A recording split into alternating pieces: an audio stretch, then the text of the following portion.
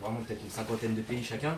Et on s'est dit, voilà, ce serait bien d'allier l'utile agréable, parce que c'est agréable de voyager, on va pas dire le contraire, à l'utile. Et notre petite démarche, c'est un peu ce que vous avez fait tout à l'heure, c'était lutter contre les préjugés. Et on s'est dit, on va viser des pays qui ont une très mauvaise réputation. Des pays où personne ne veut aller en tant que touriste. Enfin, personne. En tout cas, c'est en marge, on dit souvent, en marge du tourisme de masse. Ouais, voilà, Thaïlande, etc. Donc on l'a fait, on va pas mentir, on l'a déjà fait dans la jeunesse.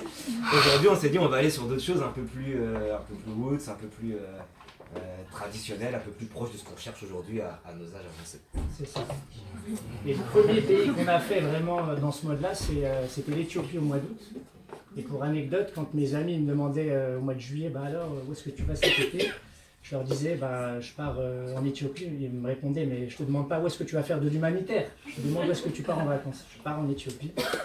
Donc on a réalisé pas mal de vidéos, ça avait bien marché parce que bon, l'Éthiopie, dans la tête des gens, c'est la famine, c'est l'opération sac de riz, mais peut-être que vous êtes un peu jeune pour ça, mais dans les années 90, c'était... Il y a encore des opérations. Voilà, et voilà. Et pourquoi Haïti? Bah pareil, Haïti, quand on parle d'Haïti, on l'a bien vu tout à l'heure, dans l'imaginaire des gens, c'est le tremblement de terre, c'est le choléra, c'est le cyclone Matthew, et on s'est dit... c'est que des catastrophes, même au niveau historique, c'est une histoire catastrophique, c'est plein de choses, et alors qu'il y a toute une fierté, il y a vraiment pas mal de choses. Peut-être ce qu'on a oublié de dire, c'est voilà, au mois de juillet, avant de partir en Éthiopie, on s'est dit qu'est-ce qu'on fait? Est-ce qu'on se lance sur de l'humanitaire?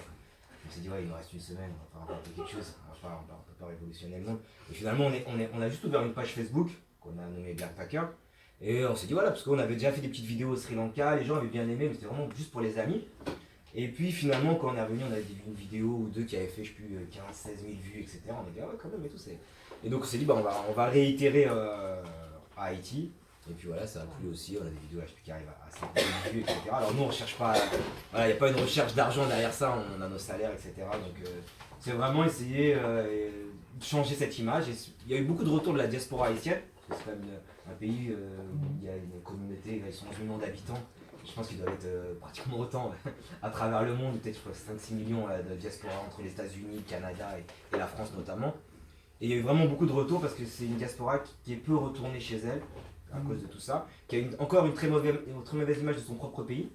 Donc vraiment on a beaucoup de messages qui nous disent ouais, ça nous fait plaisir de voir ce que vous nous montrez, parce que ce qu'on vous montre c'est nos vacances. Hein. On va pas, voilà, nous on est là-bas, on a pris du bon temps. Alors on a vu des choses, non mais vraiment on a pris du bon temps, c'est aussi ça, de lutter aussi contre les préjugés là que j'ai pu entendre.